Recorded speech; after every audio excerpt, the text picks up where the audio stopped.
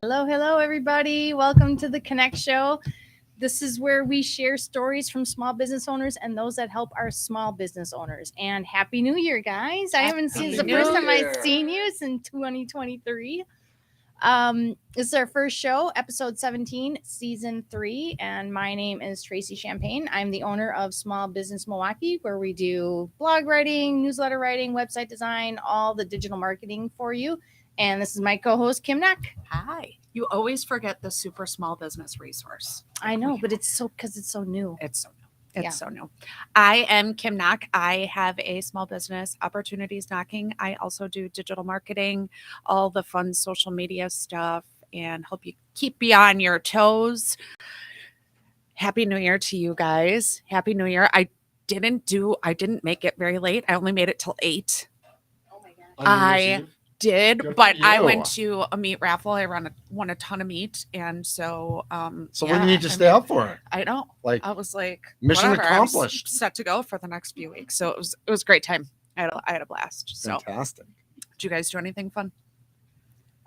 We watched 18 something or another, the preview or the pre thing from Yellowstone. Oh yeah. There's only 2 ones that are out, so we watched those, and then we tried to watch the ball drop thing, but I don't know. It was kind of weird this year, that whole ball drop thing. Was it? Yeah, it was. in New York or other, or do you They try were Nashville? all over the place. They Right. just kept going back and forth all over the place. It was hard to follow. Yeah. But maybe watch that just to watch. We didn't even watch a ball drop. We watched something in New Orleans. Orleans dropped down. It was like a Probably a fleur de lis. maybe. Don't they have a Yeah, like that's the the Mardi yeah, Gras? thing. Something Yeah. like that, yeah. Yeah. So I we think- watched that, and then I Nice. went to bed about 12:30. What I about think you? I went to bed around. By the way, I'm Mitch. I run Thunder MKE, podcasting storytelling company. I think I went to sleep around 11:30. The kids were watching Matilda, which I love the book. I like the musical. I'm not sure I loved the movie. It was a little over the top for me. I But love that movie. yeah, we watched it a lot. and but I had to drive about 15 hours on the first, so I went to sleep. I mean, 11:30 is not super early, but I knew I needed to get some good sleep. So, I we had a lot of the partying. We did it like 11 o'clock. We watched, we were in Central Time, so we watched the ball drop then, and that was good. Yeah, it was time for bed. I feel like a lot of people just aren't doing the staying up to midnight thing. They're just doing the let's just do something early and let's just go to bed. Yeah, Well, and you have or the you go to bed at opportunity 8 o'clock. to just forget the whole world. Yeah. Yeah. The nice thing is they show it at all the different time zones, so you can do that. Mhm. Right. I don't think there was one at 8, but No, it but wasn't no, but I us. did see. I don't know if there were videos. I saw some on TikTok and some on YouTube where like parents had. I guess the Disney one is available on YouTube that you can watch it whenever. Oh, So there were a lot of parents with little kids who would do it at 7 o'clock or 8 o'clock. Have all the families and the kids in the room and do a big countdown, and then oh, you know, there you go. because then you can have all your desserts and balloons and Mhm. sparkling grape juice or whatever it might be, and you're good to go. You don't have to stay up till midnight. And the kids still get that excitement of getting to do a countdown, which is kind of fun for the Yeah, kids. that is fun. I Yeah. love that. That's good to know. Good to know. Heck yeah. We have 2 amazing guests. We're going to talk a lot about sales and storytelling. We have Paul Neuberger and Toomas Mitt. They do great things in our community, and they're both in person and ready to tell their stories. And we love to start our show out by thanking all of our sponsors and our partners. The Connect Show is brought to you by Connect Media Live. We help businesses reach one to many through social media, video, and web development. If you would like to convert from one to one and move to one to many, Connect Media Live can help.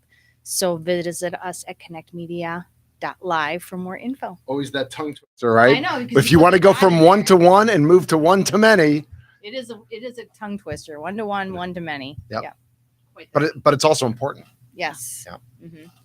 And we have to thank our hosting sponsor, Expansive Workspace, where we broadcast every week out of Studio A5. It's a great place to work. Where's my mug? Yeah. I mean, I like the clear mugs. Oh yeah. I think maybe I they're think they're working on getting the logo on the right side this I time. think they're walking.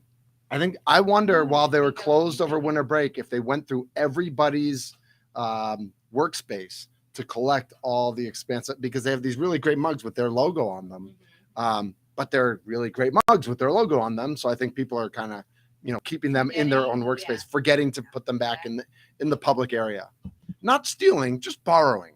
right? Yeah, Being very comfortable, exactly. right? In Milwaukee County, there's a location here in Wauwatosa, which is where we're broadcasting. There's one in downtown Milwaukee. I think there's also one in Madison if you're in the Madison area. So you can visit them at expansive.com and find out more information, and maybe we'll see you around Tosa sometime. Nice. Or Milwaukee. Yeah, And why we've not? got stuff I think going we've got- downtown. Yeah, we might do some stuff at Milwaukee. And as always, we're thank you for everybody that comes to watch the Connect Show. If you have a topic that you think we should be discussing, please email us at theideas@theconnectshow.com. We had a great time putting together our best of and not so best of Mhm. moments for the year end episode.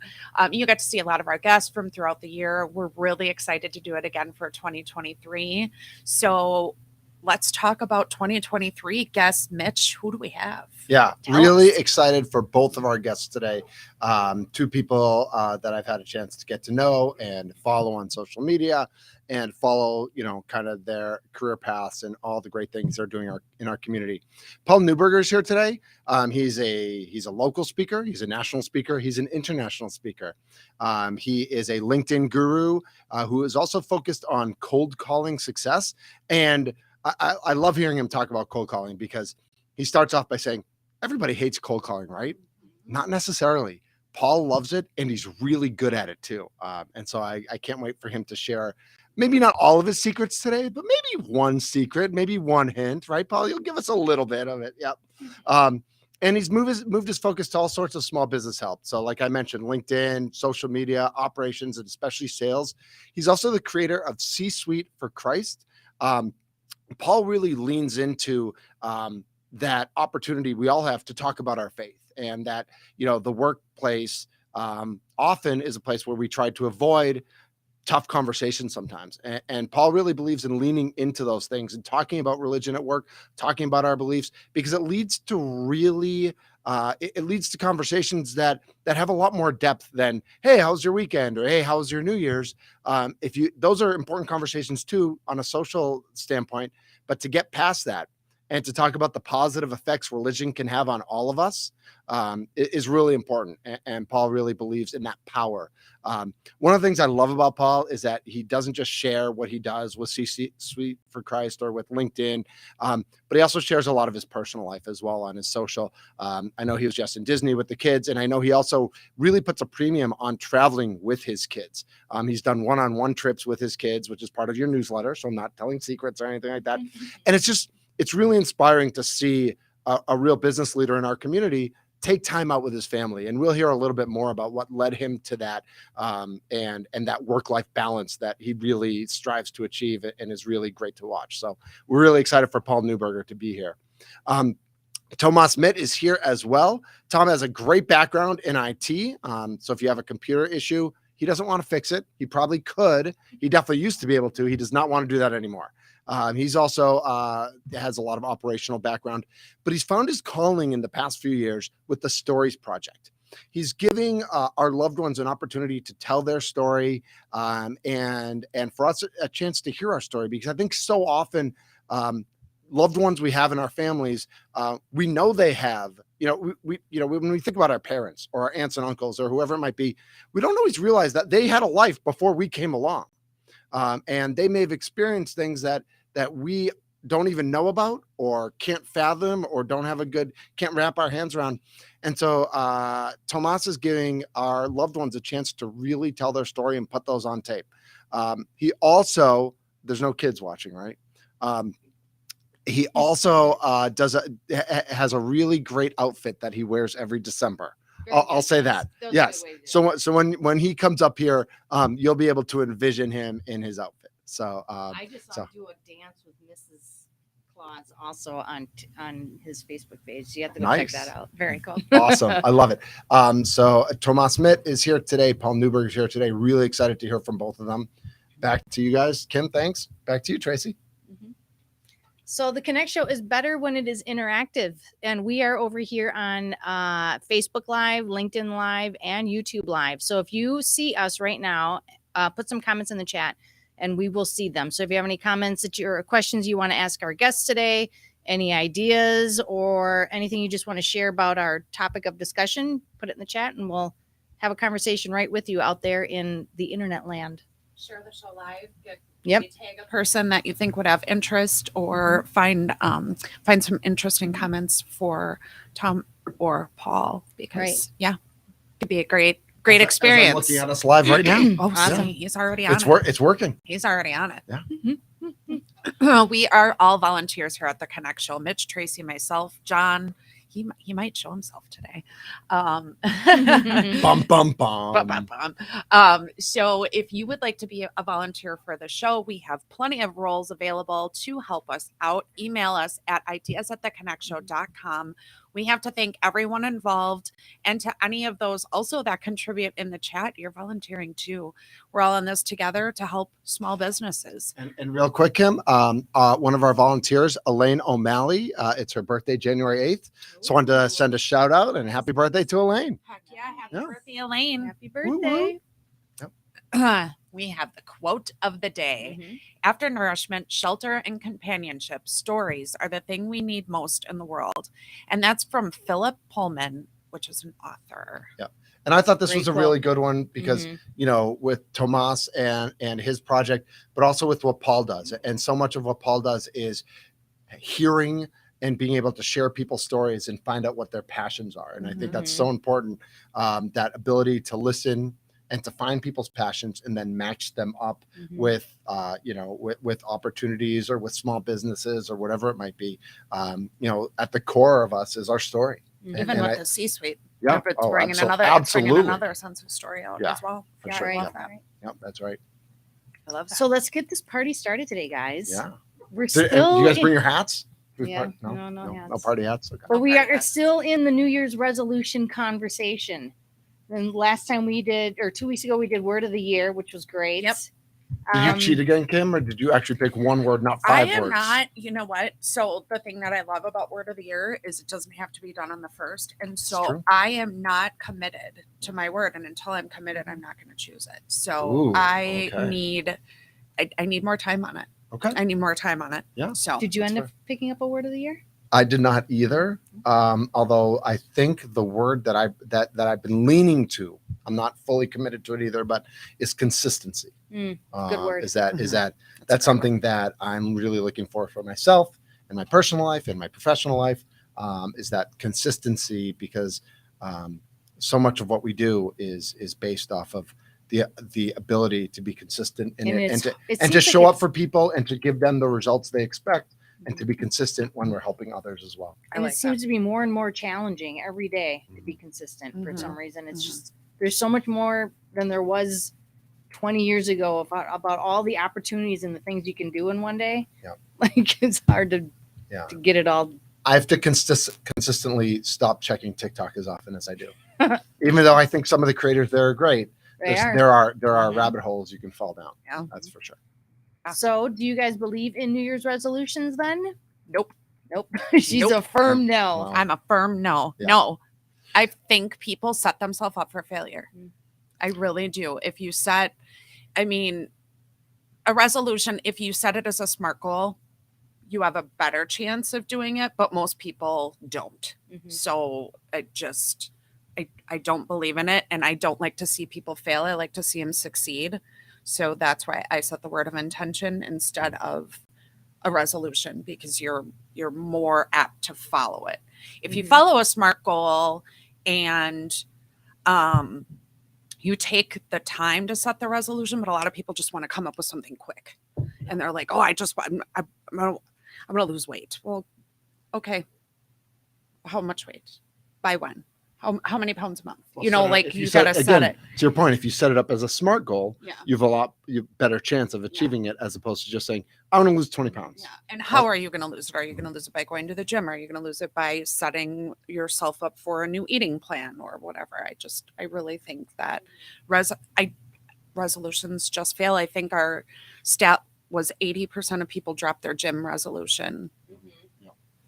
I don't remember, but if it was by the end of the year or by the end of the month, but 20% of people actually do keep it, which did surprise me a little bit. Yeah. Which makes you kind of think like, oh, you should still try to do it then, because you could be the lucky 20%. You could. You absolutely could. Yeah. So I go to the gym, I wouldn't say, I mean, I go a couple times a week, and you wouldn't know it by looking at me, but I was going to go yesterday and then I didn't make it, but I kind of wanted to see, because you go that first week after New Year's it's packed. and it's packed. Right. It's Exactly. just packed So I think there. I'm going to get there this evening and see, I want to see, I'm sure I'll see some familiar faces who I see throughout the year. Yeah. But I'm sure I'll see a lot of new faces as well. Mhm. But to the question about New Year's resolutions, I believe in resolutions. I don't necessarily believe in New Year's resolutions.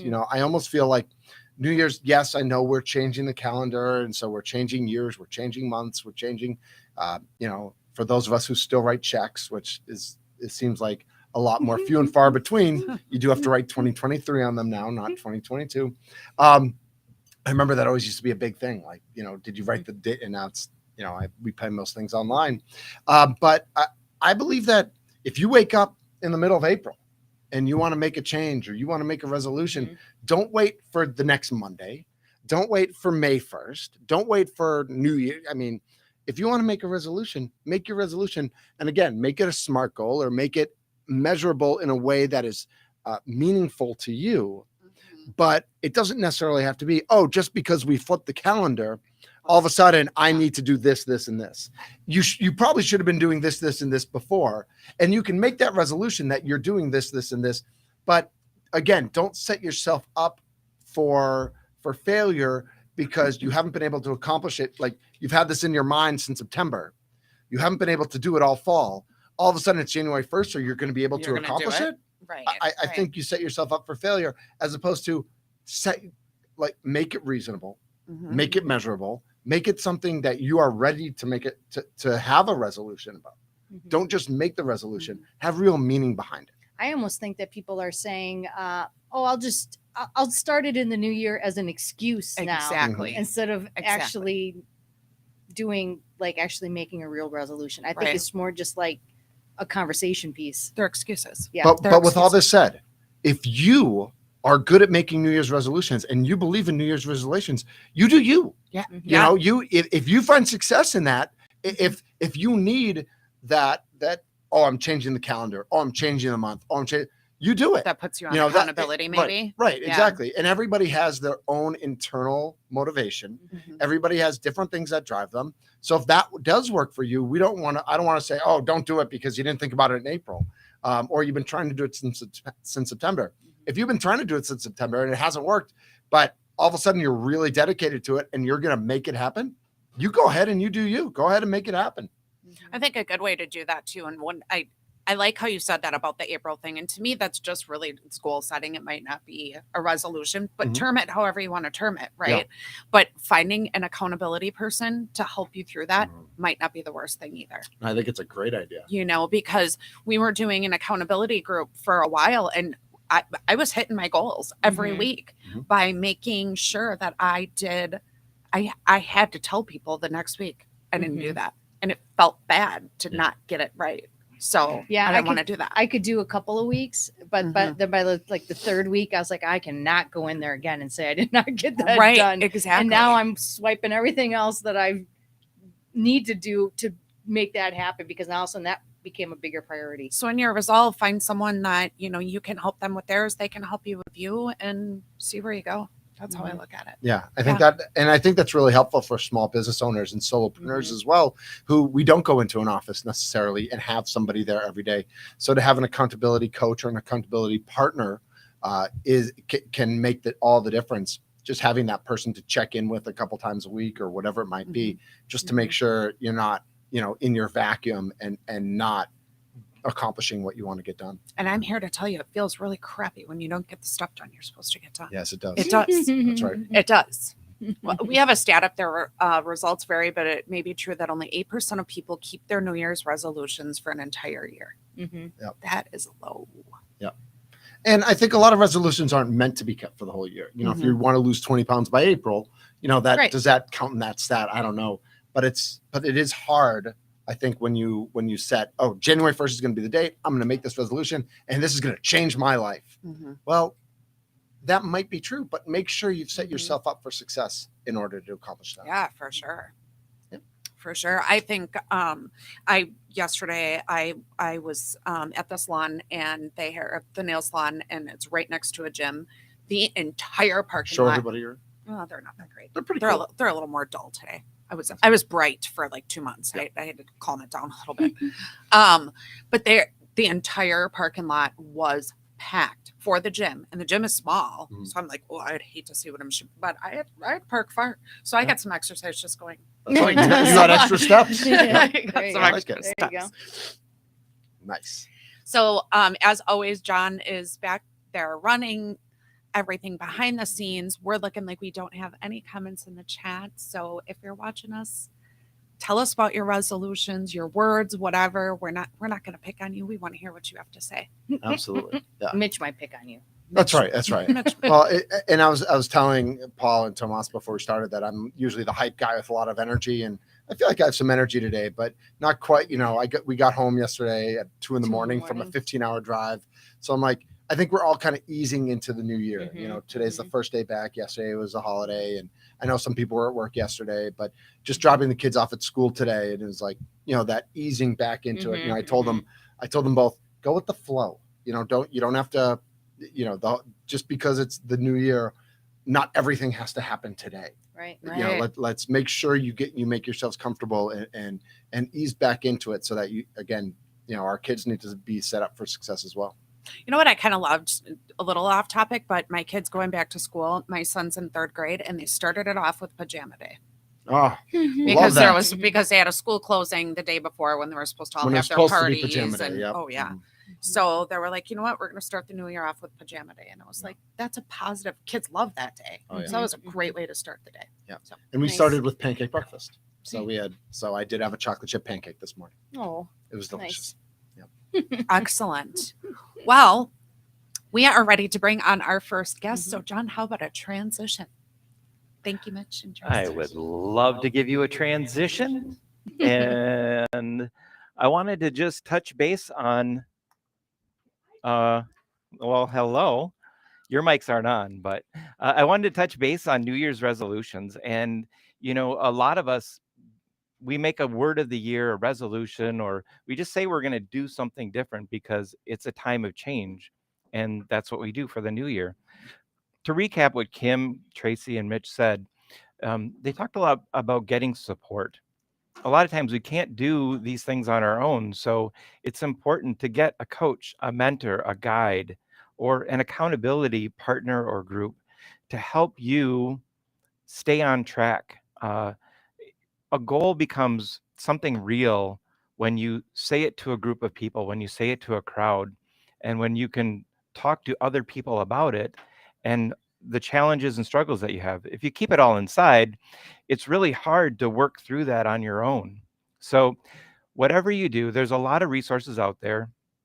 I can put some comments or some links in the chat for Coaches Culmination. It's a great group that has a number of coaches. They can help guide you through business, life, any type of goals that you want to make about your physical, mental, or spiritual well-being.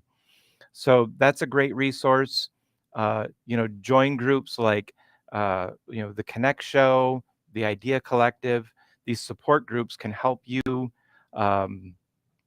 keep on your goals, keep track of them, and achieve them, and make 2023 really kick ass. So with that, I'm going to flip it around, bring it back to the show.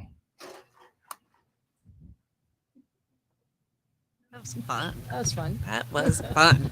Welcome, Paul, to the show. It is nice to be here. Good morning, ladies. Good morning. So a little bit about Paul. Paul recalls the first day in mid-2017 when his doctor said, "You're killing yourself." It was beyond transformative. He literally fainted during a presentation, collapsed right there in front of the audience. Yikes. Boom, hit the floor, out like a light. Now his focus is to help people find their why and put it to work, to face and overcome their fears, to learn how to make a positive, long-lasting impression. And share your faith, even when others tear you down for doing so. One of Paul's businesses and much of his consulting is built around cold calling. Yes, a practice that most salespeople absolutely dread. Paul loves cold calling, and now he's on a mission to help others enjoy stronger, smarter, more successful lives. So welcome to the show.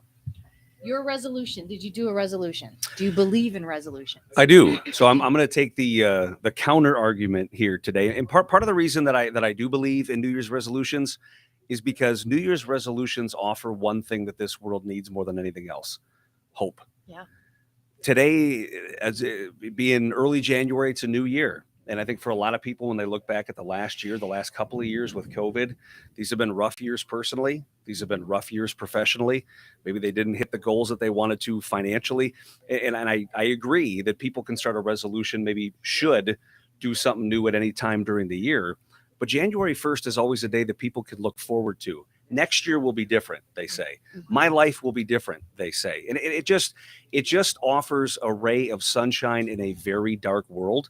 So whether people keep them or not, I don't think is overly relevant. Whether people want to lose weight or not, I don't think is overly relevant. But in a world that so desperately needs hope, January 1st every year gives people that hope. So I'm all for New Year's resolutions. I appreciate that perspective.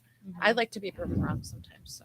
Well, and again, it's not me saying I'm right and you're wrong. No, but it's a different perspective, which I like. Yeah, and you guys know this from being business people and entrepreneurs as well, too. It's not the physical. It's not anything else in terms of why people succeed or not so much as it is the mental. It's tough being a business owner. It's tough with some of these obstacles that are in your way. So if you're thinking this year might be different, this year might be better, just injecting and instilling a little bit of hope in somebody, that can make a total world of difference. I have definitely gone into that mindset that next year I have had one of the roughest years ever, a lot of crazy changes this year. And I have definitely said, no, 2023 is going to be better. I can't have another minute of 2022. I have said that. I kind of feel like the word of the year, though, ties more into what he's saying than an actual resolution, like with a specific thing. Like have you heard about the word of the year thing before? Is that what you guys were just doing? Yes. Yeah, a little bit. Yeah. Yeah. So my word was momentum. So in 2023, I'm going to try to focus on creating more momentum in my life. So that does the same thing. That provides me a little bit of hope and a little bit of something different than I've done before. So maybe the word of the year is a little bit more towards what providing hope and resolutions. If you do the resolution right, I think can provide a lot of hope. Well, but I think what you're talking about there is the real optimal reason why a lot of people fail. In the first part of the show, you were talking about individuals not really keeping their resolution. Individuals, when they make New Year's resolutions, they're very good at the what. This is what I'm going to accomplish. To some degree, to a lesser extent, but still to some degree, they're okay at the how. Here's how I'm going to do it. What next to nobody does is give you the why. Yeah. Right. And without that deep motivating factor, a lot of these things are doomed for failure. I teach the why. I know Toomas teaches the why. It's all about storytelling. If somebody says I want to lose weight, my first question isn't so much the how, it's the why. If it's I want to look better in a swimsuit, you're probably going to fail. But if it's, look, there's a history of heart disease in my family. I've got 3 small children and I want to walk my baby girl down the aisle. That person is likely to succeed. So when you're talking about New Year's resolutions, come up with something, but then immediately ask yourself why. And if there's no there, you're probably going to fail. That makes absolute perfect sense. The why drives a lot. It does. And a lot of people. It drives everything. Yeah, and they don't look at it. Why are you ladies doing the show? Right. Why are these guests coming on the show? Why do people hire you? I mean, life is all about motivations. Why did I show up today? Everybody has a motivation for doing something or not doing something, but very few people actually take the time to go deep to learn what that motivation is. And if you don't learn what that motivation is, there's just going to be a whole lot of missed opportunity there. What drives you? Understanding that why, that really dictates everything in your life. I'm going to tie this into a little bit of your sales stuff, because the other day we did a think tank event and it was about goal setting for the new year. And we stumbled across that whole theory of the why thing, about why do people buy from you and why do they purchase your products and stuff like that. It's because they believe in what you believe, which is the why of your business, and not so much what you're selling. it all comes back to the why, and like everything that you're doing is Mhm. why are you doing it? Mhm. Well, and one of the things that I'm very blessed to do is I travel the world internationally giving keynote speeches. It's crazy that I get paid to do that. I mean, it's just one of the things when you really love what you do and you can get paid to it, there's no greater blessing than that. But my most popular keynote speech is called Instantaneous Differentiation: How to Make Yourself Memorable. I think one of the things that hurts individuals professionally primarily is it's very hard to differentiate yourself. If you're an insurance salesperson, just think about how many insurance salespeople there are in every state, in every city, in every block. I mean, there are a dime a dozen. So when you walk up to somebody and you say, well, I'm an insurance agent, the prospect starts tuning out already. Well, you guys are all the same. No, you're not. We're not. I'm a different person with a different background, with a different set of philosophies. The problem becomes, how do you communicate that? How do you communicate your unique differentiator? And the why is one way to do that. But it's not just the why, because what I find is some people say, well, I want to support my family. That's not a Vince Lombardi halftime speech. I mean, I'm not. Oh, you want to support your family? Okay, great. Let's here's all the policies and here's my 401k. You not only need to identify it, but you need to be able to tell it in a very compelling way. And that's one of the things that I do is I teach people, how do you identify your why, but then how do you tell that in 30 seconds, 60 seconds, 2 minutes? Because people are not logical buyers. And this is one of the things that I think a lot of people miss. If it's a cold call, if it's an email, if it's a stop by, whatever it is, you're going to see individuals lean a lot in the logic. I'll save you X amount of dollars. You'll get X amount of phone calls from me every single month. Logic, logic, logic. People are driven by emotion. If you can win somebody over emotionally, they will justify any emotional purchase with their logical brain. Networking event yesterday morning. You know, Mhm. basically, some people will drive their business off of fear. Some people will drive, but it's mostly emotion based Mhm. when it comes to just about anything, Mhm. especially in Mhm. sales. And again, you talk about, we were talking about gyms and diets and whatever else. Yeah, I'm one of those guys that I could probably lose a few pounds myself. So if anybody doubts that, just think of this example. New Year's resolution, you want to drop 10 pounds. For 3 days, you're eating nothing but broccoli, cauliflower, carrots, all that other rabbit garbage. And you're doing that for 3 straight days. You're cranky, you're moody, life is miserable. Now all of a sudden, your son, we'll call him Hudson, my son. He drops off a bag of Wendy's Baconators and he says, Dad, watch these for a few minutes. I'm going to go play my iPad. He goes upstairs. Well, when he goes to play his iPad, he's gone for about 3 weeks. So I got these Wendy's Baconators here, and my home smells like a rich smokehouse. In my mind, emotionally, I've already made the decision that I'm going to eat those because they're going to taste so good. And that lizard brain, it's really hard to start overriding that. Momentum. Right. What starts happening, though, in your logical brain? Mhm. Your logical brain starts to justify what you're about to do. Yes, it Well, does. it's okay. You've eaten good for 3 days. You deserve a treat day. Well, And it's okay. You haven't had a Baconator since you were 12. It's fine. So in the world of sales, if you can win somebody over emotionally, even if it's a little bit more expensive, they will justify that purchase with their logical brain. Mhm. I know how to win over Paul. I'm bringing bags of bacon. I'm bags yours. of Baconator. I'm yours. Yes. Yes.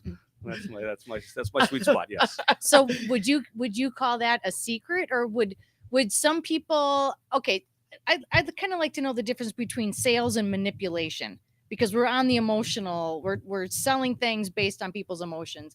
But what if you're crossing lines and you're manipulating people to buy things, or you're just not getting them to buy it for the right I don't reason, think and then they Baconators have regret, and then they come back and My waistline it crosses, Yeah. but that's about it. No, it's a good question. And for the record, I don't like the word sales because for sales, I see you're drinking coffee out of a mug there. Yeah. The mug doesn't have a hole in it. No. The mug isn't causing you physical pain right now. So you don't really need a mug because you already have one. A sale is me trying to convince you why you need my coffee mug when you really don't. So I don't like the word sales. I instead I prefer the word facilitation. Facilitation. You have a need. You don't have a coffee mug, yet you want coffee. You have nothing to pour the coffee in. You're not going to do this with your hands. Right. So here I come at just the right time and I say, hey, this is why of all the coffee mugs, you should purchase mine. Yeah. So it can't be manipulation. Plus, the other thing is I truly believe people aren't stupid. Now you could pull a fast one on 1 or 2 people, but I'm not talking about getting somebody all emotionally hot and bothered for something that's not in their best interest. I'm saying, hey, based on your wants, based on your desires, based on the things that are good for your business. Let me go deep and hit you at an emotive level and get you to imagine this world of possibilities, to get you excited about the future. Who's excited to buy insurance? Who's excited to go get a new pair of shoes? Well, that's a bad example. Yeah, that's a bad That's, example. that's bad. I'm not bad excited. example. But you talk about baconators.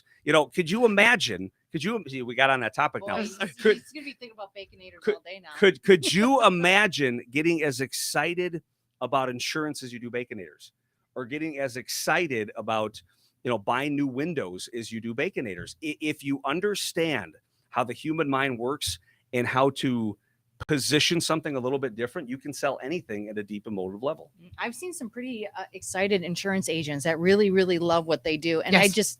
how can you love that? I just don't get why you're so excited. But Maybe they they do. found They their why. really, they really They like, found they their why. understand it. They love it. Well, here's an example. For 3 years, I was in insurance. I was a certified financial advisor for Thrivent Financial. At the time, I was the vice president of Marion University in Fond du Lac, Wisconsin. My goal was to be a college president.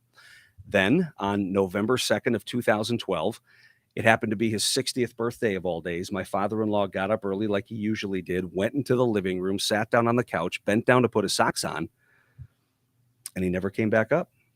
Oh. He suffered a fatal heart attack right then and there. And in addition to the emotional trauma of losing somebody that you loved, I was very close to my father-in-law. So even just talking about it now gets me kind of emotional. My father-in-law was always a man's man, a guy's guy. I'm a hugger, not him, just a guy's guy.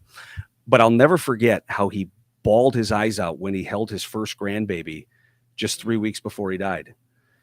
I mean, just the emotional part of that. It doesn't seem fair, but we know life isn't fair. Mhm. But I think the worst part of that all, even worse than the emotional trauma, was the financial trauma.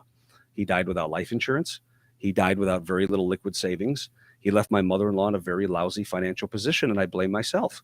I was a higher education administrator at the time, but I still knew the value of life insurance. I just assumed everybody had it. That experience woke me up. That experience opened my eyes that very few people have life insurance. Very few people have a trusted rep to talk to. So because of that, I left the higher education administration path. I quit my job as the vice president of Marion, and I became a full-time financial advisor because I didn't want anybody in my life that I knew or didn't know to go through what I went through. That was that. Instant, deep connected why. Instant. That's my why. Yeah. So imagine me as a financial advisor sharing that at networking events, sharing that at after hours, sharing that with ladies like you. Yeah. You could work with anybody. Yeah. Do you want to work with somebody who is doing this just to get paid? Or do you want to work with somebody who feels God called them to do this? Mm-hmm. The answer becomes pretty self-evident. So just knowing your why, being passionate about your why, and sharing your why is not only the best way to differentiate you, it's the best way to hit people at an emotive level and get them to say, yeah, this guy's got what I need. So why, we obviously know your why is huge. We're going to turn tables a little bit and talk about cold calling because that is something that you love to do. Most people hate to do. Do you want to share some secrets maybe that you're allowed to, or talk a little bit about cold calling and why? Yeah, see, people are learning a lot about me here today. I'm all about baconators and cold calls. I'm an easy guy to please, America. I'm an easy guy to please. Well, yeah, without getting into a lot of the proprietary stuff, I'll just do a couple of quick hits. And again, if anybody wants any additional information, they know how to contact me. A couple things. One, cold calls need to be crazy short, like crazy short. So what we do is when we teach people how to cold call, every script is unique to the person that we're working with. Cold call scripts should be exactly 6 sentences, and they should be between 20 to 25 seconds in duration. That's it.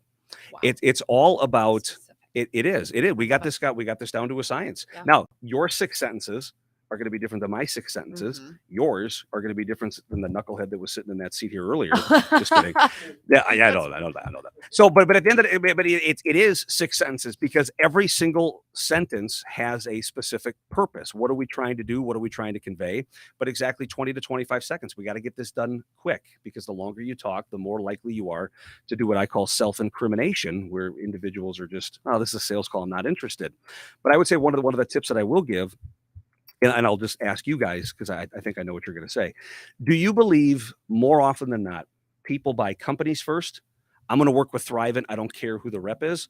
Or do they work with people, or do they buy people first? Where I know this person, I like this person, I trust this person, wherever that person goes, I go. More often than not, do you believe people buy companies first or people buy people first? That's a tough one for me. I say people.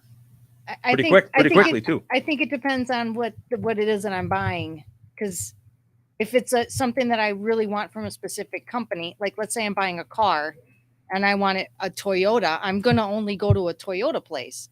But I am going to be very specific on who I'm going to want to sell me the car. Mm-hmm. So I think it's like a little bit of a priority. But yes, it probably does trickle down to So who like am I I would immediately take it working down with. to which dealership am I going to go to because of the people.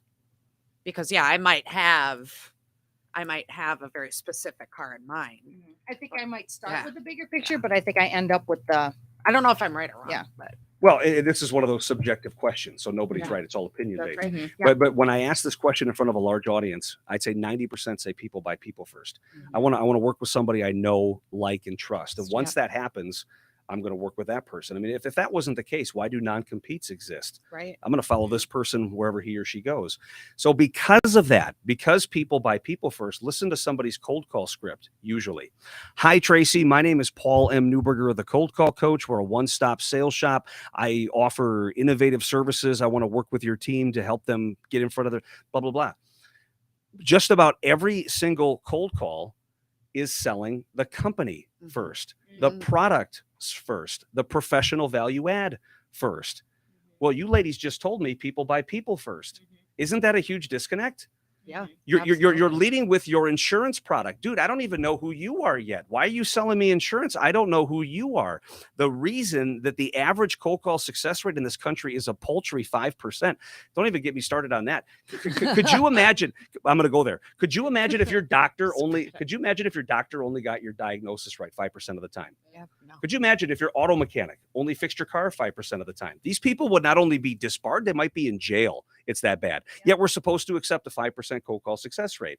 It's not overly complicated. It's because people are leading with something first that people don't buy. Rather than pushing insurance, rather than pushing premiums, rather than pushing deductibles, wait a minute. Let me sell myself first. Let me sell myself. Here's a little bit about me. Here's my background. Here's my philosophy. Here's my why, like we were just talking about. And once people go, wow, she's special. Wow, I've never heard anybody talk like her before. Okay, but I'm I gonna have to listen. ask, like, how you're gonna call up on the phone and you're gonna say 6 sentences about who you are and what you believe, and not even talk about the company? I didn't say we're not going to talk about the company. I said I'm going to sell myself first. High-level overview. I can't get into all the details for obvious reasons. The first part of the script is called the assumptive greeting. I want to greet you in a way that makes you assume we've met. I'm not trying to be misleading or misrepresenting by saying, hey, we had coffee the other day, because that'd be a lie, and we're not going to do that. But I want to greet you in a way like a friend does. Yeah. Next, I go to the attention trigger. That is one sentence that taps into something that you care about personally or professionally. Third is the value add proposition. I want to give you something that you really want or need. Fourth is the established credibility. That's 2 sentences. This is where I start to tell a little bit about my background, why I'm calling, and why you want to meet with me. And then lastly, number 5, that's the call to action. This is, here's where, if you're interested, here's where we should go. Here's what we should do. Here's what I propose as the next step. 5 parts of the script over the course of 6 sentences, 20 to 25 seconds. Selling me first, the company a much distant second. It was very interesting. Yeah. And I like the approach a lot. It makes a tremendous amount of sense. I So, like the approach. So you said before your percentage was 5%. If you're using this technique, what do you expect your percentage to go up to then? Yeah, it really all kind of depends. I've been doing this for over a decade, but we meticulously track statistics on behalf of all of our clients. Our clients on average have a cold call success rate of 36.4%, and they have a voicemail response rate of 23.1%. Which again shouldn't be possible, but this is part of the reason that we do what we do at my business. You talk about, your why. Well, one of the things that I aspire to do is I aspire to make the impossible possible. And a lot of that goes to my faith, because with God, all things are possible. People just need hope. People just need to see that something can be done. People have been convinced that cold calling is dead. Somebody said it died in 1996. I don't know when that is, but people have said cold calling is dead. Don't do it. And people make a lot of money. You know why people make a lot of money on the fallacy that cold calling is dead? Because it's easy. if cold calling is dead. It's easy to do emails. It's easy to send out social media posts. It's easy to do those Facebook boosts. When in your life have you ever grown when something was easy? That's absolutely true. Could you imagine going for a job interview? Yeah, I'm really good at licking envelopes. Hire them. Are you kidding me? I'm really good at if you're really, really, really good at something that's really, really, really difficult, that's staying power. That gives you a huge competitive advantage, and that's what cold calling does. When the statistical jump between 5% and 25 to 35% or whatever the numbers were, it's pretty remarkable. Like, I don't think that's not a small jump to say, okay, well, we expect 10%. That's pretty serious numbers. Yeah, we've got 150 recommendations on my LinkedIn profile of people that have gone through it. Well, Paul's just a smooth talker. Man, we got people to back it up. These are real people, real organizations that have experienced this. But again, it all really boils down to three things. One, people buy people first. We teach our clients how to sell themselves first. Two, people are emotional buyers, not logical buyers. People won't always remember what you said, but they'll never forget how you made them feel when you say it. Right. So we add that into it. And three, it's all about differentiation, which is really centering on the why. So over the course of 20 to 25 seconds, if you can sell yourself personally, if you can hit them at a deep emotive level, and you can talk to them in a manner that they've never heard before, 36% sounds low if you can do those three things. Right. It's not rocket science. It's all human psychology. Absolutely. Well, it does give me hope for the being able to, if you're getting into the sales field, that people have a different way of doing things than have been in the past. Because there's been a lot of negative comments about sales in the past. So this is really inspirational for people going into sales jobs, that there's a different way to do things with better results. There's a better way. There's Yeah, a better way. And the last thing I'll say about this too is when you talk to people that are in the sales world, and if you ask them, do you like your cold call script? The vast majority of people are going to say no. And you say, why? They say, well, because it doesn't feel good. I mean, when you walk into a room and you're networking, what are some of the best practices? Ask that person questions, get to know them. Let's build a friendship, and then let's talk business. What's cold calling? Just the opposite. Let me try to sell you on something that you might not need. Let me aggressively push you on something. Let me skip the hand holding and let's go right to the marriage. If you make the cold call more in line with human society and how people interact, it's just going to work out a lot better. Yeah, that's awesome. So we're going to shift gears a little bit from cold calling to the C-suite for Christ. Tell us a little bit about that. Yeah, so this was a total God thing. I was the president of the Star Group, which is one of the larger insurance agencies in the state of Wisconsin. And for me, I've always been a very faith-filled guy. I mean, just by the shirt that I'm wearing, I like to take God with me everywhere. And part of that reason is, long story short, I had a bit of a nervous breakdown when I was in college, was suicidal for a period of time. And the only thing that pulled me back out was Christ. That's it. And because he saved my life, I've devoted the rest of my life to glorifying him, which we're supposed to be doing according to the Great Commission anyway. So when I was the president of the Star Group, one of the things that makes me me is I'm a bit of a LinkedIn junkie. I've got about 45,000 followers. And I thought, God gave me the talent of social media accumulation. God gave me the talent of communication, public speaking. Why not glorify him utilizing my talents and abilities? So rather than telling the world who I am, I thought, well, I'm going to start telling the world whose I am. But I didn't want to start posting on social media as the president of the Star Group without running that by my bosses. Thankfully, they're believers. They were all for it. So I started to do that. I had some posts taken down from LinkedIn. I was called a lot of names that end in ist. We actually lost one or two pieces of business because people thought Christianity and business don't go hand in hand. But my ultimate accountability is God. If you don't like it, well, that's unfortunate. But at some day, I'm going to have the ultimate exit interview in the sky. And he's my ultimate accountability. Nobody else here on earth. So I kept going. Well, for every one or two people that didn't like it, 15 or 20 did. And I remember it was December of 2018. I built relationships with Christian executives in southeastern Wisconsin. I said, we should all get together. It's about 9 of us. I'm driving to the first meeting. I'm just kind of looking at who's going to be there. CEO, COO, CFO. Hey, we're all C-suiters. C-suite for Christ. Kind of popped into my head. The first meeting went well. The second meeting went well. This thing just kept taking off. And somebody said, Paul, I think you're really onto something here. So you fast forward 4 years, we now have 2,200 executives all across the world. We just planted our 5th chapter. We've got several more in the pipeline. Our goal is to get to 50 chapters by the end of next year. I've got a podcast, a radio show, 2 television shows, and this thing just keeps growing because there is a thirst for people to bring Christ back into the workplace. Christians have been marginalized for too long. You can talk about whatever you want, just don't talk about that Christ thing. People want to bring him in, and we're a group that inspires and helps our members learn how to do just that.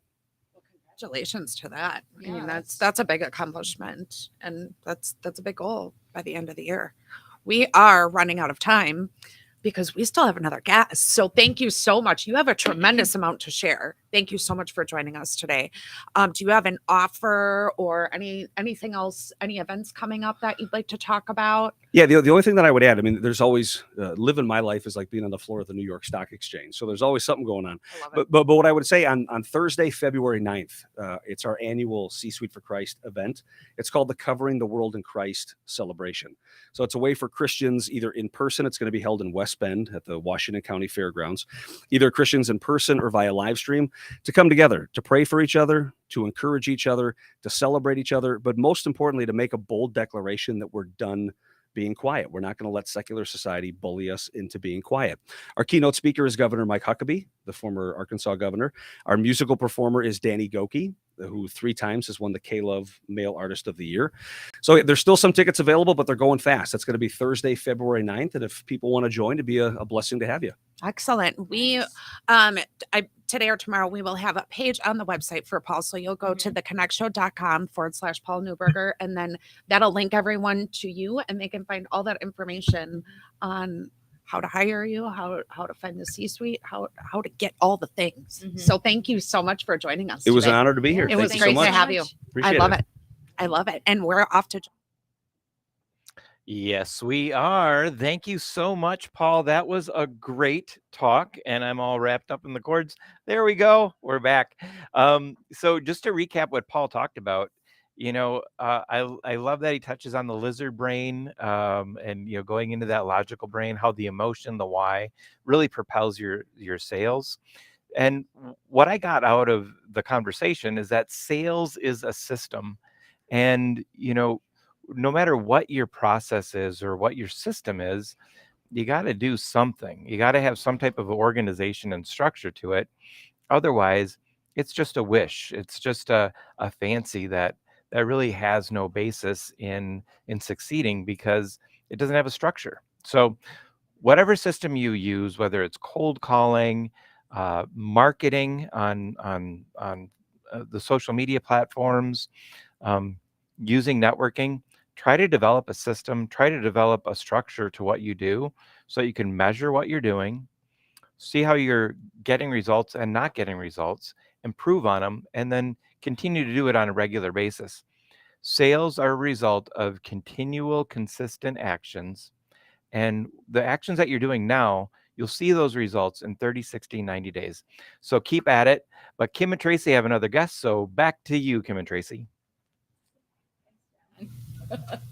Thanks so much, John. Our second guest today is Toomas. Mitt, thank you so much, Toomas. Yes, yes. Well, I'm going to keep trying. I'm going to take 10 seconds and teach you how to say that. Yes, It's Toomas. Toomas. Say like the beginning of the word door, Toomas. Toomas. Right. Toomas. So the T is really. It's a little not different. really. It's an Estonian version. I'm from Estonian heritage. It's an Estonian version of the word Thomas. Yeah. And actually, a quick little story about that. When I was very young, and I was starting school, really, my dad would name me after his brother who passed away years before. He asked me if I wanted to continue this Estonian version of Toomas or be more Americanized, use Thomas. I said, I'm going to stick with that. So I have all my life, and it's actually worked out really well for me. And that's some funny moments, especially when like the Social Security Administration figured I misspelled my own name. Oh. And so they corrected it themselves, and I was Thomas to them. Oh. Until Oops. recently, when I finally had to change it. It didn't make any difference. Until recently, I had to make a change because I needed that to be correct. But As a storyteller, it gives you a story to tell. it And is a some little history to story, tell. yeah. And I'm Definitely. filled with story. Well, I'm filled with a lot of stuff, but I'm filled with stories, especially, and I love to tell them. I love it. Mhm. So Toomas was born in Chicago Nice. in Good job. 1952. He's a lifelong technology nerd and became involved in computers as a freshman in high school. Before that, he was a ham radio operator at the age of 11 and was told he was the youngest in the country at that time. Went to the University of Illinois in Chicago and started as an electronics engineer. This is like reading my grandfather's bio. Oh, Sorry. gee, thanks. No, it's a great bio, Oh, okay. actually. All right. Left that major because the math was beyond him and switched to a political science major. it was the 70s. Started his own software company in early 79 and programmed the new microcomputers for small businesses at a time when not many people thought there were more than just toys. Forgot my little thing. In 1983, became a founding member of Telesphere INTL International as VP of R&D, developed the hardware and software used by national hotel chains like the Marriott to allow hotels to charge guests for telephone calls, moved to Milwaukee in 1993, and worked as a software consultant for Ameritech and later Kraft Foods. In 2003, founded TBG Networks and later switched to TBG Technologies. In 2021, Tom formally left all technology behind him and dedicated himself to the Stories Project, which is where he is today. Married his childhood sweetheart, Tony, in 1996. Tom has a daughter in Mount Prospect, Illinois, who is married and has 3 sons, which are his grandsons. And Tom and Tony have lived in Greenfield, Wisconsin since 2007. Welcome to the show. Well, thank you. Thank you so much for asking me to be involved. And thank you for making me follow Paul. So to make me feel so much. I have like 16 different things I was thinking of as I was sitting there listening to him and to talk about. But one thing, do you know what a ham radio operator is? I mean, I don't think you're old enough to even know. I only do because, and I meant absolutely no disrespect. My grandfather was one of the smartest, much older than you, one of the smartest men I've ever met in my life. And his bio very much, he was also a ham operator. Well, WD9IES was his. Well, was his I was number. WA9OKO. So Okay. yeah, and There it you was go. when I was 11 years old and I took the test. You had to do a test. Yeah. You had to have a theory portion of the test. You knew something about electronics, and you had to do a Morse code test, which actually turned out to be really handy because Morse code nobody uses anymore. But Right. handy a few years ago when my wife heard this song that was a French song, but it was a very nice song, and I noticed there was a little funny thing going on in the background. It was like background singers there, and they were actually singing the song, the title of the song in Morse code. Interesting. And I went, I know that. So I had to kind of refresh it. I figured out, and yeah, I did. So it was called Show Me the Way was the name of the song. If you want to watch that, take a look at, or look that song up. It's a wonderful song. It's beautifully done. But in the background, you'll hear this dash thing going on. It's very cool. Interesting. Anyway, there's a little piece of useless trivia for you. I like it. I like it. Do you believe in New Year's resolutions? I do actually. I'm kind of more with Paul than with Mitch. Sorry, Mitch. But I think, I'm an IT guy and by trade originally, although I've left that now. And in my mind, it's kind of like when you run into a problem with your computer, you hit the reset button, right? And you think, okay, it's a fresh start for it. Maybe it'll be better. And this New Year's resolution to me, or New Year's, that kind of mark in your life is hitting your reset button. Now, just with like computers, you hit the reset button. Maybe it doesn't make a change. Maybe it doesn't get better, but you're at least doing something there. And you're making a change. You're looking at it and say, okay, I want this to be new and start off. Okay, damn all the crap that's been happening with this thing. Let's just restart and go for fresh. And that's kind of the way I look at New Year's resolution. I've made 1 million of them. I have kept none of them in all the years. But you keep making new ones. I keep making new ones because I am nothing but optimistic. So Well, there's got to be hope to get something. Yeah. What are some of your resolutions for 2023? Well, there's the obvious one. Lose weight, right? That's like top of my list as well as everyone else's. But and I've been successful in that with that. Actually, this year I've been fairly successful as I'm down about 60 pounds from when I was at the beginning of last year. Congratulations! So thank you so much. Sounds like you hit a resolution. I had. Well, there's an epiphany there because my dad unfortunately passed away of his 3rd heart attack at the young age of 53, and that changed the way I looked at things. And so there's another story there. Well, I won't get into that one. But yeah, New Year's resolutions are really, I think, an important thing. It's important for people to kind of have a moment where you can look back a little bit and say, not necessarily look on the graph and say, dude, I make the 10K extra I was going to make this year. Yeah. But to look at things and say, I am moving forward, or maybe I'm not moving forward or something, and then go from there. So yeah, it causes you. I like the idea that it gives you the opportunity to reflect on the past year. Yes. So even though I don't like to set the resolution, I still do reflect on where the year was for me. And no I think matter that's what. important. Yeah. Don't you? I mean, I agree. is important. Yeah. I mean, if nothing else, okay, so maybe you set a resolution and you don't keep it, but you did at least review where you were, and I'll bet you something in your life changed. Maybe not by a lot, or maybe by, who knows? Definitely. So, There's I think it's definitely important to do. definitely. So since you started the Stories Project, what have you discovered that was unexpected since you started it? Because last year Wow. was your full first year, right? Yeah, we started, actually started my first interview. Let me tell you how I got into it, to start, because I think that'll tell you. It's a lot of what Paul was talking about, the why. Why did I do this? My mom, who lived with us in the last few years of her life, she originally lived in Chicago and Morton Grove, Illinois, actually. And my dad had passed away many years later, so she was pretty much on her own. And as her, she got older and a little bit more frail. We moved her up here, helped her move the house and all of that. And in the last 2 years of her life, she lived with us, because I always thought that's what you do. You take care of your family, right? Yeah. And so we did. And so she decided, unbeknownst to me, to handwrite her own autobiography. And I actually have that here. That's right. This is what it was. She wrote this, and she was born in 1919 in Estonia. This is between the two world wars, right? And so she wrote this, and at the time she started this, my dad was already gone. My brother had passed away as well, so it was just her and I. And she did not want her legacy to disappear. And at that time, I was at an age where I didn't really care that much, to tell you the truth. Right? It wasn't that big a deal to me. But she wrote this, spent a lot of time doing detailed things on here that I'd never known about. And at the time I got it, I didn't really read it all the way. I said, that's nice, Mom. Thank you for doing that. And my mom and I had always had kind of a rough relationship. So afterwards, she passed away when she was 92. And I decided to pick it up again and read it. And I was amazed. I was shocked, because there was stuff in there that I had no idea about. None whatsoever. And there were things that I did know. I mean, she was born in 1919 in Estonia, was in a German refugee camp after the war with her youngest sister, moved to the United States, or emigrated to the United States back in the days when you had to have a sponsor if you did that. So she had a sponsor, took a boat over, got to Boston with her little boy, moved to Chicago. I mean, these are things I knew, right? Yeah.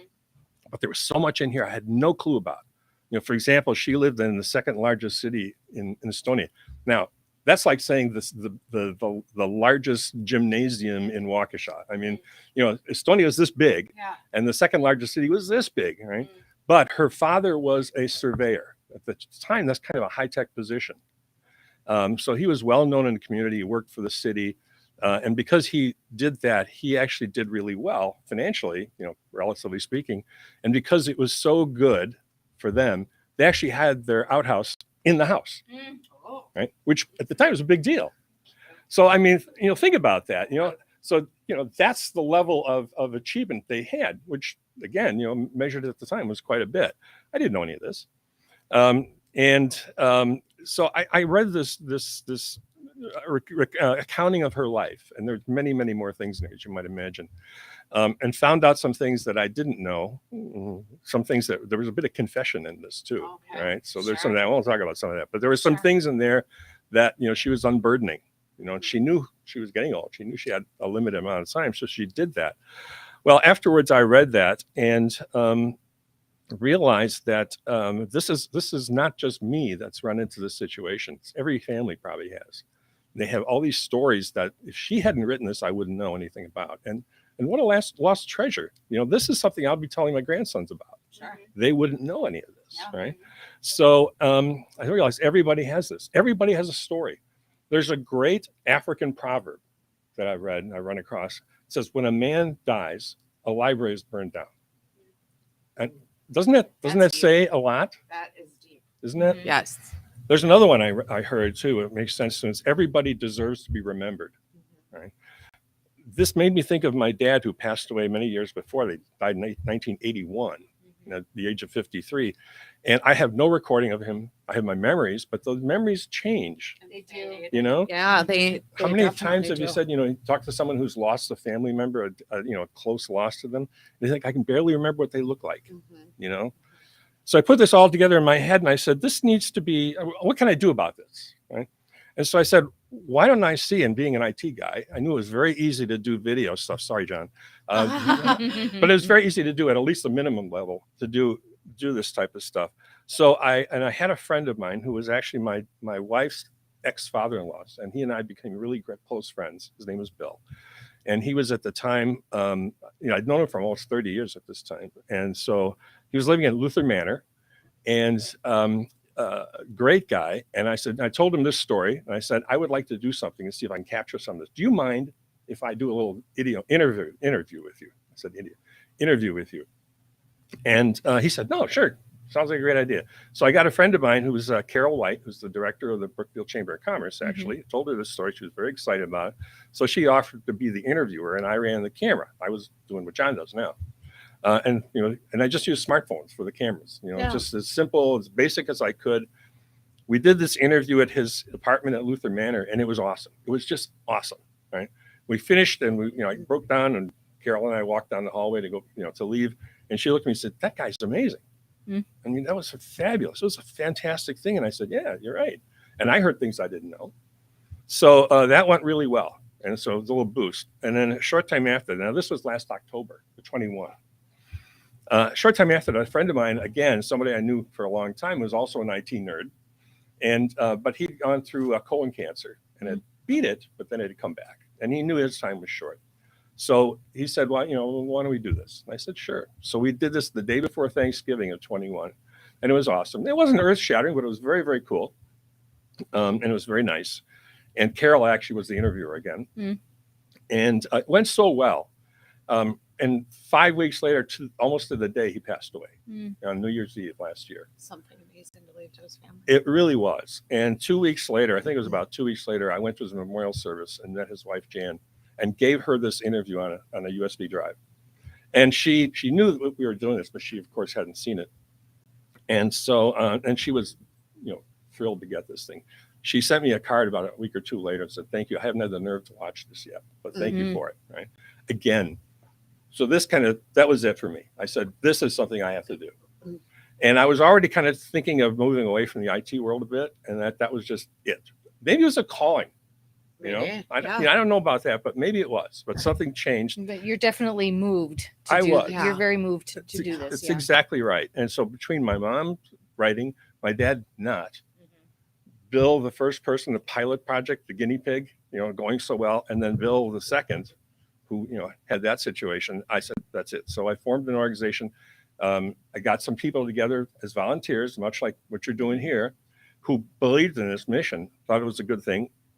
One, Elisa Rohrer, who's my attorney, she formed the corporation. She donated her time. We got this all set up.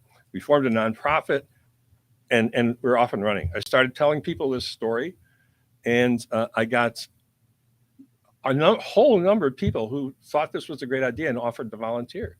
Before I knew it, I had 30 people lined up to offer to be volunteers. You're like, I don't even know what you're going to do yet. Yeah, exactly. And they heard this story that I just explained to you, and they said, what a great idea. And I keep hearing from other people as I talk, I said, boy, I wish you were around back in blah, blah, blah sometime.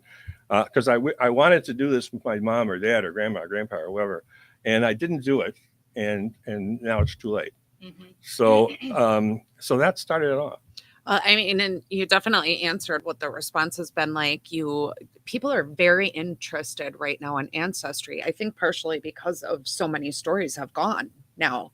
And as we're growing generations and generations, we're losing a lot of those stories. So have you gotten a lot of response of people interested in having their stories told? It's a funny thing. I expected that. And I have got some of that, but the biggest source of interviews for me are the adult children that want it. They don't want the story of their mom and dad or grandma or whatever lost. Yeah. Because when I go directly to the person who I'm going to be interviewing, they go, no, but I didn't do anything interesting. Yeah. Who wants to listen to me, right? Yeah. But when I talk to their kids, they go, shut up, Dad, get in front of her and do this, right? Yeah. I know when my dad passed away about 4 years ago now, and he had prostate cancer, was on and off of chemo a lot and up and down journey for about 8 years. And there was one Easter, I think it was an Easter or something, and it was probably about a year before he passed away. And I just propped up the video camera and I put it on him, and everybody was so agitated with me. I'm like, you are going to like this later, believe me. And so I've got him recorded talking to the grandkids about his stories about when he was, working in the war or whatever, and all this kind of stuff. I was like, oh, see, I haven't had the heart to watch it yet, and it's been 4 years, but I know that I have it. And and when I'm ready. And I hear that type of thing too. I more often, congratulations to you for doing that. More often I hear the story that people say, I wish I had done something like that. A couple of people I've talked to have actually done audio recordings. Yeah. Like my wife's younger daughter, Julie. Hi, Julie. I hope you're watching. Mm-hmm. I hope. She got a school project to interview an elder member of her family. So she interviewed my wife's mom, my mother-in-law, and she did this on audio and did this thing, and it was really cool that she did this and set it aside. And she has since passed away, and my wife, who has the video or has the tape, I can't find it right now, so she's desperately looking for this thing.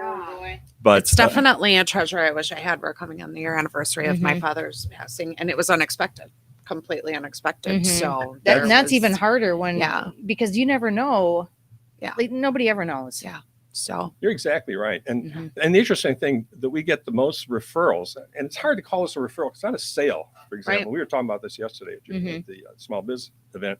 And it's not really a sale because, we do this one time with a person. We don't necessarily go back to them. It's not a repeat thing. But the biggest source of referrals for us are the adult children. And they are the ones that are really pushing for it and making it happen for us. So that's been the biggest thing. And it's amazing that the once the person that we're interviewing gets into it, they really start going, right? So we get them started. So what we do is somebody, like yourself would say, I'd love you to interview my dad or whoever it might be. And what I do is I suggest that they bring the subject up to them directly. And if they're at all interested, put them in touch with me. And then I'll fill them in on it and, get them more interested in it if they are. And then what we do is we schedule a pre-interview, we call it, and on Zoom with the person. And being an old IT guy, I can help them get on Zoom if they have a problem with it. And I've done that, a few times.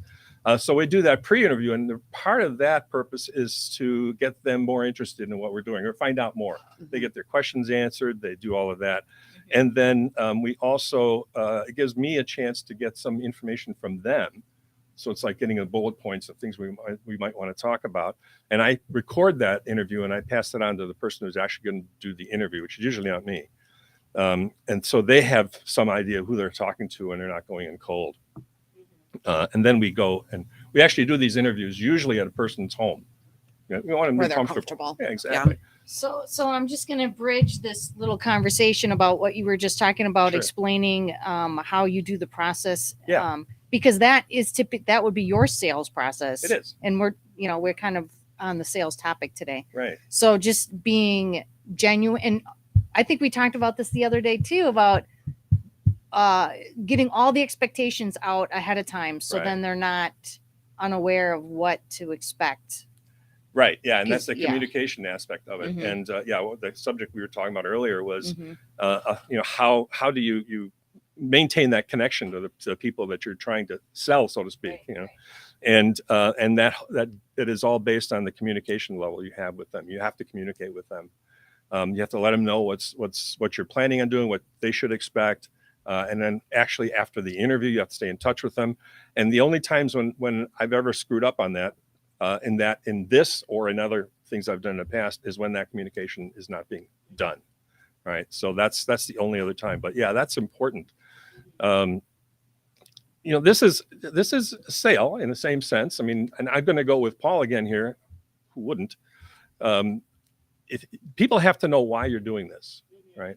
I didn't get like just now. I was telling you why I did this, what this was all about, what drove me to this, and you looked like you were fairly interested. It seemed to be. Definitely. And that's the response I get. If I were to go in and say, I want to interview you and have this so you can have this and your family could use it and something like that, people wouldn't all get that very much. When I do talk to the people who are going to be interviewed, if I get to them first, I'll usually say, this is not for you. This is for the people who will never see you, never meet you. And that actually ended up guiding us in how we do future interviews. Because that first interview I did with Bill, the fellow in Luther Manor. Right. First one we did, I kind of prompted the interviewer, Carol, and I let her go. I mean, I just said, have a conversation. But I also said in the background, I said, when you're getting near the end, I want you to ask this question. For those people who are going to see this, who will never know you, right? Who will never know anything about you, what do you want to tell them? Because they're going to be watching you, and they're going to, what do you want to say to them? And Bill, he's the sweetest, most lovable guy in the world. And he thought about it for a second, and then he looked at the camera and he said, "Be happy on purpose." And I thought, what a great thing to say. No kidding. Because everybody will say, be happy, go life, be happy, do what you're going to do. Yeah. But do it on purpose. That changes that, doesn't it? That's a great way to end the story. Isn't it? Be happy on purpose. So now with my interviewers, we have some guidelines, but we don't have a bunch of questions. Yeah. We don't do that. But that is one rule. You have to ask your version of that question. Oh, I like it. Yeah. Mhm. I like it. It's good stuff. Mm-hmm. Well, we're getting close to the end of the show. Do you have any events coming up you want to share? We do. We've done some events. We call them open houses. And last year we'll be doing some more of that. But coming up next week, actually on the 9th of January, I'll be appearing along with one of our board members, Denise Shamans from Good Friend. We'll be on the Morning Blend. Oh, Excellent. Nice. We can catch even more of your That's story right. Yeah, on the right. Morning Blend. So we'll Oh, check nice. that out. We have a website that will be up Yep. tonight or tomorrow morning Mhm. for you, that anyone can catch up with you, find out Mhm. how to get in touch with you more about the Stories Project. TheConnectShow.com/TOOMASMITT. And I spelled that out. So you Yes. could say Toomas, right? Very good. That's right. Thank you so much for joining us today. Well, thank you. I'm honored to have been here. Yeah, it's very, very nice. That's our last one, or I shut off because we've been going on a while. So what a great show today. Mhm. It was a great show. We let it go 15 minutes over, 16 minutes over. We had two guests with Because a we had ton two of great guests, information. yeah. Oh, and I wouldn't stop talking. Sorry. No, we're that's We fine. really have no time limit. We're fine. Oh, good. Yeah. Good. We're live. Yeah. We're just keeping John from lunch. That's all. Yeah. John's pacing because he's That was the hungry. rumbling I heard in the background. Yes, that's his tummy. That's his tummy. But you can catch us next week, Mhm. 10 a.m. Next week, right same here, time, same place, We'll be 10 live. a.m. Studio A5. Thank you, Expansive. Thank you, volunteers. Mhm. Have a great week. Thank you, everybody. Goodbye. Bye. Bye, guys. Thanks. That was fun. Excellent.